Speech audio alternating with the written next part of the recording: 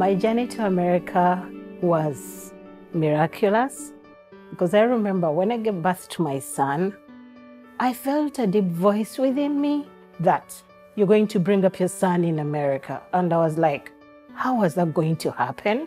We came in 2015. My son was 5 years old then.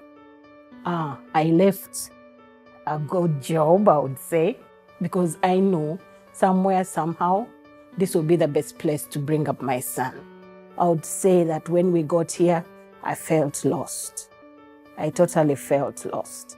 I was like, how were we going to make it? First, it was very cold. I didn't have any means of transport. I didn't have any way of how I would start. I didn't have any idea of how I would take care of my son. I had all these theories, stories from people like, you can't come with a young kid here and you make it. How are you going to look after him? You have to put him on the bus. You have to be there when the bus drops him. So literally that's what I was doing in the first 6 months until I got to know the why.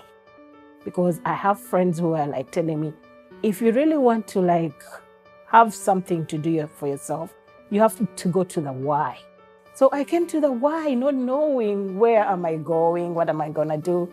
So I found myself at the reception and I talked about what I really wanted.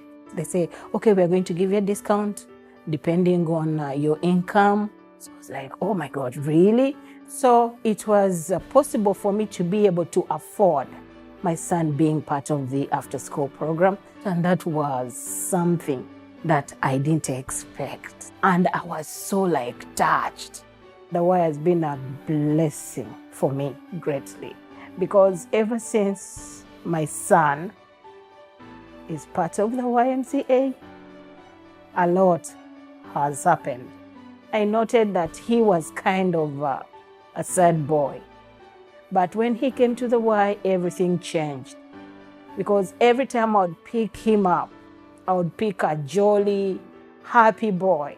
And that's when I was like, oh my God, so this is creating a change for my son. And he called the Y his family. I just felt it was an honor to be part of the family. And I don't worry about school has ended because I know he's going to the Y and I'll be able to see him.